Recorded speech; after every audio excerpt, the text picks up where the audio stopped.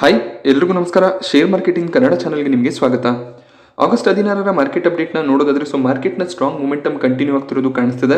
ಸೆನ್ಸೆಕ್ಸ್ನಲ್ಲಿ ಇವತ್ತು 379 ಪಾಯಿಂಟ್ಗಳ ಗೇನ್ ನೋಡೋದಕ್ಕೆ ಸಿಕ್ತು. ಸೆನ್ಸೆಕ್ಸ್ ಮತ್ತೆ 60,000 ಲೆವೆಲ್ಸ್ ಹತ್ತಿರ ಟ್ರೇಡ್ ಆಗ್ತಾ ಇದೆ. ಹಾಗೆ ನಿಫ್ಟಿಯಲ್ಲೂ ಕೂಡ 127 ಪಾಯಿಂಟ್ಗಳ ಗೇನ್ ಇವತ್ತು ನೋಡೋದಕ್ಕೆ ಸಿಕ್ಕಿದೆ. ನಿಫ್ಟಿ ಸ್ಟ್ರಾಂಗ್ ರೆಸಿಸ್ಟೆನ್ಸ್ ಝೋನ್ 17,800ರ ಮೇಲೆ ಕ್ಲೋಸಿಂಗ್ ಅನ್ನ ಕೊಟ್ಟಿದೆ.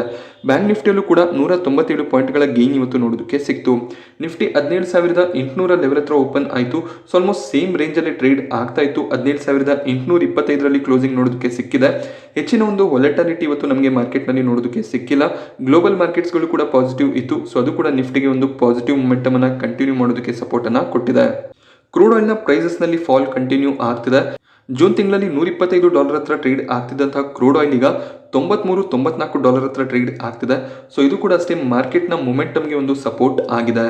ಕಮಾಡಿಟಿಯಲ್ಲಿ ಟ್ರೇಡ್ ಮಾಡ್ತಿದ್ದವರು ಕಮಾಡಿಟಿಯಿಂದ ಈಗ ಮತ್ತೆ ಮಾರ್ಕೆಟ್ನಲ್ಲಿ ಇನ್ವೆಸ್ಟ್ಮೆಂಟನ್ನು ಸ್ಟಾರ್ಟ್ ಮಾಡ್ಕೊಂಡಿದ್ದಾರೆ. ಆ ಒಂದು ರೀಸನ್ನಿಂದ ಕೂಡ ಇಂಡಿಯನ್ ಮಾರ್ಕೆಟ್ಸ್ನಲ್ಲೂ ಕೂಡ ಒಳ್ಳೆ ಒಂದು ಪಾಸಿಟಿವ್ ಮೊಮೆಂಟಮ್ ಕಾಣಿಸ್ತಿದೆ.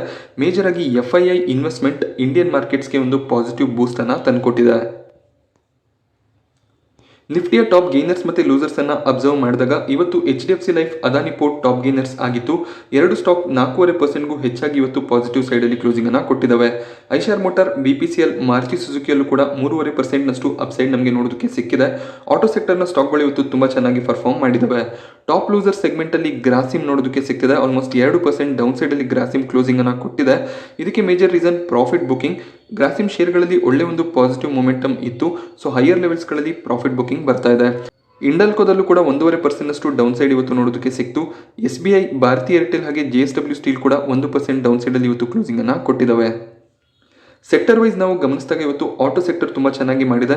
ಆಟೋ ಸೆಕ್ಟರ್ನ ಕಂಪನಿಗಳಲ್ಲಿ ಒಳ್ಳೆ ಒಂದು ಪಾಸಿಟಿವ್ ಟ್ರೆಂಡ್ ಇವತ್ತು ನೋಡೋದಕ್ಕೆ ಸಿಕ್ತು. ನಿಫ್ಟಿ ಮೀಡಿಯಾ ಹಾಗೆ ನಿಫ್ಟಿ PSU ಬ್ಯಾಂಕ್ ಇವತ್ತು ನೆಗೆಟಿವ್ ಕ್ಲೋಸಿಂಗ್ ಅನ್ನ ಕೊಟ್ಟಿದ್ದಾವೆ. ನಿಫ್ಟಿ IT ಕೂಡ ಇವತ್ತು ಫ್ಲಾಟ್ ಆಗಿ ಕ್ಲೋಸ್ ಆಗಿದೆ. ಸಿರ್ಮಾ SGS IPOನ 2ನೇ ದಿನದ ಸಬ್ಸ್ಕ್ರಿಪ್ಷನ್ ಮುಗಿದಿದೆ. QIBs ಇನ್ನೂ ಕೂಡ ಇಲ್ಲಿ ಎಂಟ್ರಿಯನ್ನ ತಗೊಂಡಿಲ್ಲ. NIS 0.75 ಟೈಮ್ನಷ್ಟು ಸಬ್ಸ್ಕ್ರಿಪ್ಷನ್ ಅನ್ನ ಮಾಡ್ಕೊಂಡಿದ್ದಾರೆ. ಸೊ ಇಲ್ಲಿ 10 ಲಕ್ಷಕ್ಕಿಂತ ಹೆಚ್ಚಿನ ಒಂದು ಬಿಡ್ಡಿಂಗ್ ಅನ್ನ ಸಲ್ಲಿಸಿರೋರು 0.77 ಟೈಮ್ಸ್ ಬಿಡ್ಡಿಂಗ್ ಕಾಣಿಸ್ತಿದೆ. ಹಾಗೆ ಬಿಡ್ಡಿಂಗ್ 10 ಲಕ್ಷದ ಕೆಳಗಡೆ ಇರೋರು ಅಂದ್ರೆ NIA ಕ್ಯಾಟಗರಿ ಅಂದಾಗ 2 ಲಕ್ಷಕ್ಕೂ ಮೇಲಿನ ಇನ್ವೆಸ್ಟ್ಮೆಂಟ್ ಅನ್ನು ಇವರು ಮಾಡಬೇಕಾಗುತ್ತೆ.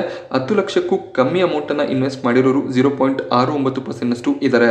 ಸೊ ಎರಡು ಕ್ಯಾಟಗರಿಯ ಆವರೇಜ್ ಅನ್ನ ತಗೊಂಡಾಗ ಟೋಟಲ್ NIA ಆವರೇಜ್ 0.75 ಟೈಮ್ ನಷ್ಟು ನಮಗೆ ಕಾಣಿಸುತ್ತೆ.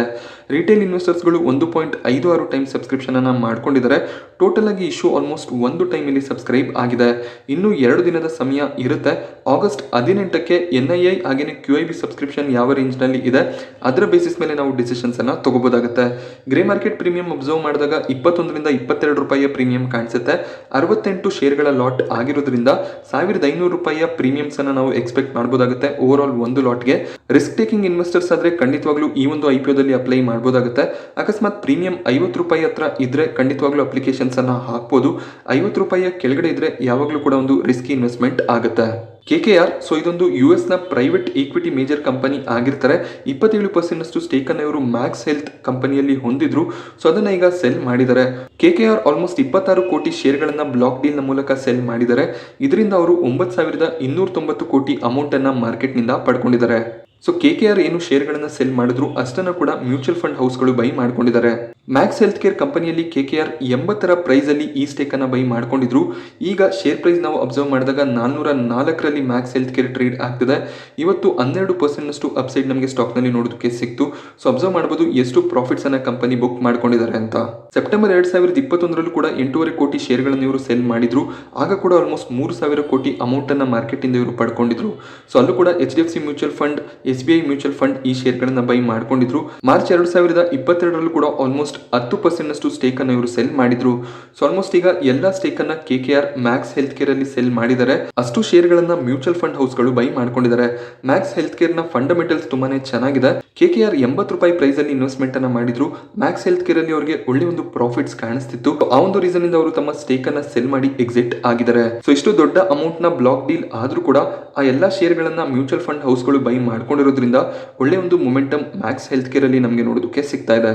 ಹಾಗೆ ನೀವು ಮಿಡ್ ಕ್ಯಾಪ್ ಸೆಗ್ಮೆಂಟ್ ಅಲ್ಲಿ ಅಬ್ಸರ್ವ್ ಮಾಡಿದಾಗ ತುಂಬಾ ಮ್ಯೂಚುವಲ್ ಫಂಡ್ ಹೌಸ್ಗಳು ಮ್ಯಾಕ್ಸ್ ಹೆಲ್ತ್ ಕೇರ್ ಅಲ್ಲಿ ಇನ್ವೆಸ್ಟ್ಮೆಂಟ್ ಅನ್ನ ಮಾಡಿರ್ತಾರೆ. ಹೀರೋ ಮೋಟೋಕಾರ್ಪ್ ಒಳ್ಳೆ ಒಂದು ರಿಸಲ್ಟ್ ಅನ್ನು ಅನೌನ್ಸ್ ಮಾಡಿದ್ರು. Q1 profit year on year 131% ಜಾಸ್ತಿ ಆಗಿತ್ತು. ಕ್ವಾರ್ಟರ್ ಫ್ಲಾಟ್ ಪ್ರಾಫಿಟ್ಸ್ ಅನ್ನ ಹೀರೋ ಮೋಟೋಕಾರ್ಪ್ ಡಿಕ್ಲೇರ್ ಮಾಡಿದ್ರು. ಹಾಗೆ ಬ್ರೋಕರೇಜ್ಗಳು ತಮ್ಮ ಟಾರ್ಗೆಟ್ಸ್ ಗಳನ್ನ ಕೂಡ ಹೀರೋ ಮೋಟೋಕಾರ್ಪ್ ಅಲ್ಲಿ ಕೊಟ್ಟಿದ್ದಾರೆ. ಮೋತಿಲಾಲ್ ಓಸ್ವಾಲ್ 3225 ಟಾರ್ಗೆಟ್ ಪ್ರೈಸ್ ಅನ್ನ ಕೊಟ್ಟಿದ್ದಾರೆ. LKP ಬ್ರೋಕರೇಜ್ ಕೂಡ 3226 ಟಾರ್ಗೆಟ್ ಅನ್ನ ಕೊಟ್ಟಿದ್ದಾರೆ. ICICI ಸೆಕ್ಯೂರಿಟೀಸ್ ಈ ಮುಂಚೆ 3000 ಟಾರ್ಗೆಟ್ಸ್ ಅನ್ನ ಕೊಟ್ಟಿದ್ರು. ಆ ಒಂದು ಟಾರ್ಗೆಟ್ ಅನ್ನ ಈಗ 3100ಕ್ಕೆ ರೈಸ್ ಮಾಡಿದ್ದಾರೆ. ಸೊ ಆಲ್ಮೋಸ್ಟ್ ಎಲ್ಲ ಬ್ರೋಕರೇಜ್ ಹೌಸ್ಗಳು ಹೀರೋ ಮೋಟೋಕಾರ್ಪ್ ಅಲ್ಲಿ ಬೈ ರೇಟಿಂಗ್ ಅನ್ನ ಕೊಟ್ಟಿದ್ದಾರೆ. ಹೀರೋ ಮೋಟೋಕಾರ್ಪ್ ಇವತ್ತು 2% ಅಪ್ಸೈಡ್ ಅಲ್ಲಿ ಕ್ಲೋಸಿಂಗ್ ಅನ್ನ ಕೊಟ್ಟಿದೆ. ಹೀರೋ ಮೋಟೋಕಾರ್ಪ್ 2800 ಪ್ರೈಸ್ ಅಲ್ಲಿ ಟ್ರೇಡ್ ಆಗ್ತಿದೆ. ಬ್ರೋಕರೇಜ್ ಟಾರ್ಗೆಟ್ಸ್ ಅಬ್ಸರ್ವ್ ಮಾಡಿದಾಗ 3100 ರಿಂದ 3200 ಟಾರ್ಗೆಟ್ ಪ್ರೈಸ್ ಹೀರೋ ಮೋಟೋಕಾರ್ಪ್ ಅಲ್ಲಿ ನೋಡೋದಕ್ಕೆ ಸಿಗುತ್ತೆ.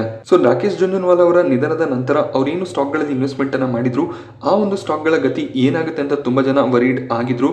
ಶೇರ್ ಪ್ರೈಸ್ ಗಳನ್ನ ನಾವು ಅಬ್ಸರ್ವ್ ಮಾಡಿದಾಗ ಮೇಜರ್ ಇವರ ಹೋಲ್ಡಿಂಗ್ಸ್ ಏನಿತ್ತು ಆ ಕಂಪನಿಗಳಲ್ಲಿ ಟೈಟನ್ ಇವತ್ತು ಫ್ಲಾಟ್ ಆಗಿ ಕ್ಲೋಸ್ ಆಗಿದೆ. ಹಾಗೆ ಟಾಟಾ ಮೋಟಾರ್ಸ್ ಇವತ್ತು ಆಟೋ ಸೆಕ್ಟರ್ ನ ಒಂದು ಮೊಮೆಂಟಮ್ ನಿಂದ ಒಳ್ಳೆ ಒಂದು ಪಾಸಿಟಿವ್ ಕ್ಲೋಸಿಂಗ್ ಅನ್ನು ಕೊಟ್ಟಿದೆ. ಸ್ಟಾರ್ ಹೆಲ್ತ್ ಇನ್ಶೂರೆನ್ಸ್ ಬೆಳಿಗ್ಗೆ ನೆಗೆಟಿವ್ ಸೈಡ್ ಅಲ್ಲಿ ಓಪನ್ ಆಯಿತು. ಅದಾದ್ಮೇಲೆ ಒಳ್ಳೆ ಒಂದು ಪಾಸಿಟಿವ್ ಬೈಯಿಂಗ್ ಈ ಒಂದು ಕಂಪನಿಯಲ್ಲೂ ಕೂಡ ನೋಡೋದಕ್ಕೆ ಸಿಕ್ಕಿದೆ. ಹಾಗೆ ನಜಾರದಲ್ಲೂ ಕೂಡ ಒಂದು ಡೌನ್ ಸೈಡ್ ಓಪನಿಂಗ್ ನೋಡೋದಕ್ಕೆ ಸಿಕ್ಕಿತ್ತು.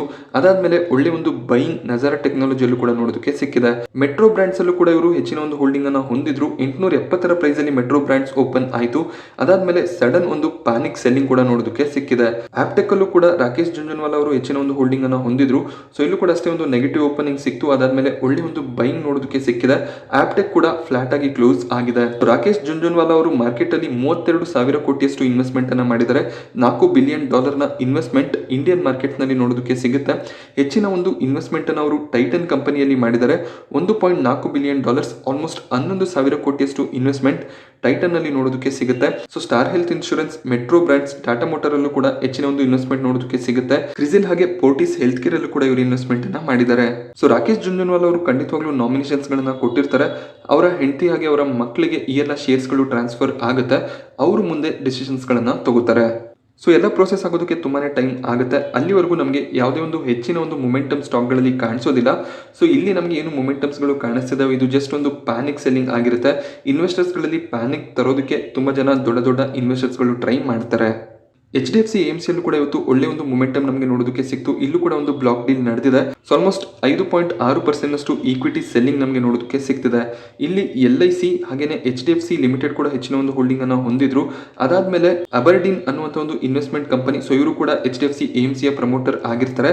ಅವರು 5.6%ಗೂ ಹೆಚ್ಚಿನ ಒಂದು ಈಕ್ವಿಟಿ ಸ್ಟೇಕ್ ಅನ್ನ ಹೊಂದಿದ್ರು.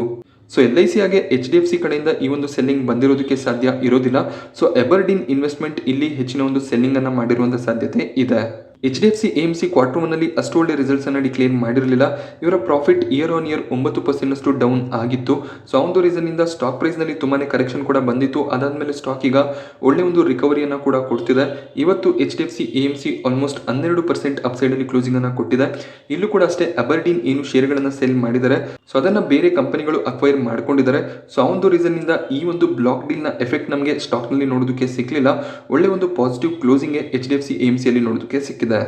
DFM ಫುಡ್ಸ್ ಅಲ್ಲಿ 2 ದಿನದಿಂದ ಅಪ್ಪರ್ ಸರ್ಕ್ಯೂಟ್ ನೋಡೋದಕ್ಕೆ ಸಿಕ್ತಿದೆ. ಸೊ ಸ್ಟಾಕ್ ನಲ್ಲಿ 2 ದಿನ 20% ಅಷ್ಟು ಅಪ್ಪರ್ ಸರ್ಕ್ಯೂಟ್ ನೋಡೋದಕ್ಕೆ ಸಿಕ್ಕಿದೆ. ಇದಕ್ಕೆ ಮೇಜರ್ ರೀಸನ್ ಕಂಪನಿ ಮಾರ್ಕೆಟ್ ನಿಂದ ಡಿಲಿಸ್ಟ್ ಆಗ್ತಿದೆ. ಸೊ ಇವರು ಡಿಲಿಸ್ಟ್ ಆಗಬೇಕು ಅಂತ ಡಿಸಿಷನ್ಸ್ ಅನ್ನ ತಗೊಂಡಿದ್ದಾರೆ. ಅಡ್ವೆಂಟ್ ಇಂಟರ್ನ್ಯಾಷನಲ್, ಸೊ ಇವರೊಬ್ರು ಫಾರಿನ್ ಇನ್ಸ್ಟಿಟ್ಯೂಷನಲ್ ಇನ್ವೆಸ್ಟರ್. ಸೊ ಇವರ ಸಬ್ಸಿಡರಿ ಆಗಿರುವಂತಹ AI global investment DFM food ಅಲ್ಲಿ ಹೆಚ್ಚಿನ ಒಂದು ಇನ್ವೆಸ್ಟ್ಮೆಂಟ್ ಅನ್ನ ಮಾಡಿದ್ರು. ಹೆಚ್ಚಿನ ಒಂದು ಸ್ಟೇಕ್ ಅನ್ನ ಕೂಡ ಅವರು ಹೊಂದಿದ್ದಾರೆ. ಸೊ ಈಗ ಕಂಪನಿ ಮಾರ್ಕೆಟ್ ನಿಂದ ಡಿಲಿಸ್ಟ್ ಆಗ್ತಿದೆ ಅನ್ನುವಂಥ ಒಂದು ನ್ಯೂಸ್ ನಿಂದ ಸ್ಟಾಕ್ ನಲ್ಲಿ ಒಳ್ಳೆ ಒಂದು ಪಾಸಿಟಿವ್ ಮೊಮೆಂಟಮ್ ಕಾಣಿಸ್ತಿದೆ. ಶುಕ್ರವಾರ ನಮಗೆ ಶೇರ್ ಪ್ರೈಸ್ 210 ಹತ್ರ ಕಾಣಿಸ್ತಿತ್ತು. ಅಲ್ಲಿಂದ 20% ನ ಸರ್ಕ್ಯೂಟ್ ನೋಡೋದಕ್ಕೆ ಸಿಕ್ತು.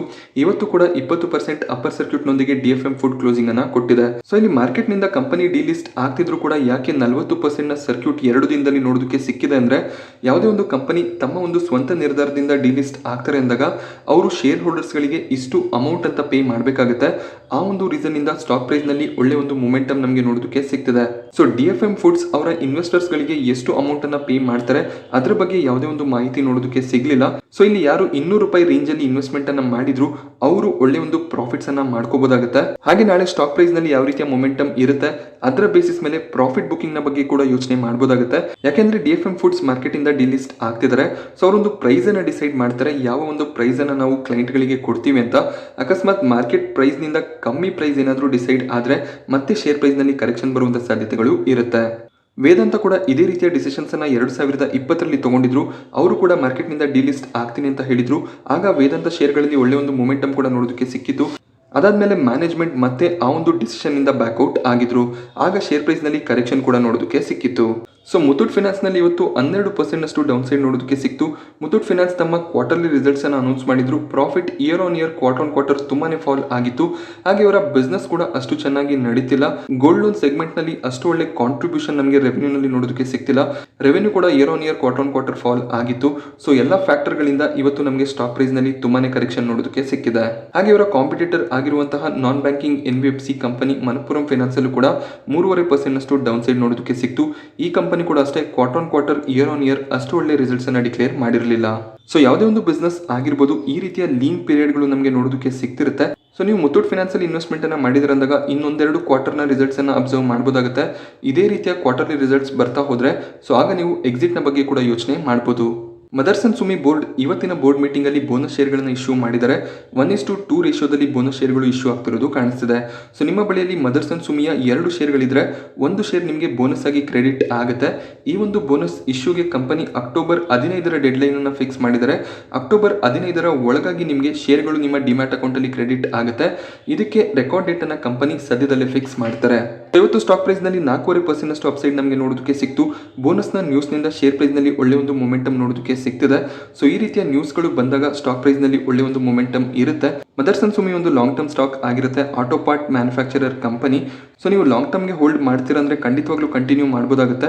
ಅಕಸ್ಮಾತ್ ಈ ಒಂದು ಬೋನಸ್ ನ್ಯೂಸ್ ನಿಂದ ಒಳ್ಳೆ ಒಂದು ಮೊಮೆಂಟಮ್ ಶೇರ್ ಪ್ರೈಸ್ ನಲ್ಲಿ ನೋಡೋದಕ್ಕೆ ಸಿಕ್ಕಿದ್ರೆ, ನಿಮ್ಮ ಇನ್ವೆಸ್ಟ್ಮೆಂಟ್ ಪ್ರೈಸ್ ನಿಮಗೆ ನೋಡೋದಕ್ಕೆ ಸಿಕ್ಕಿದ್ರೆ ಅಲ್ಲಿ ನೀವು ಎಕ್ಸಿಟ್ ನ ಬಗ್ಗೆ ಕೂಡ ಯೋಚನೆ ಮಾಡಬಹುದಾಗುತ್ತೆ. ಅಕಸ್ಮಾತ್ ಶಾರ್ಟ್ ಟರ್ಮ್ ಗೆ ಬೈಯಿಂಗ್ ಅನ್ನ ಮಾಡಿದ್ರೆ. ಸೊ ಇವತ್ತು ನಾನು ನಿಮಗೆ ಮಾರ್ಕೆಟ್ ನ ಬಗ್ಗೆ ಕೊಟ್ಟಂತ ಇನ್ಫಾರ್ಮೇಶನ್ ಇಷ್ಟ ಆದ್ರೆ ವಿಡಿಯೋನ ಲೈಕ್ ಮಾಡಿ. ಹಾಗೆ ಇದೇ ರೀತಿಯ ಮಾರ್ಕೆಟ್ ಅಪ್ಡೇಟ್ಸ್ ಗಳಿಗೋಸ್ಕರ ಚಾನೆಲ್ ನ ಸಬ್ಸ್ಕ್ರೈಬ್ ಮಾಡೋದು ಮರಿಬೇಡಿ. Thank you friends.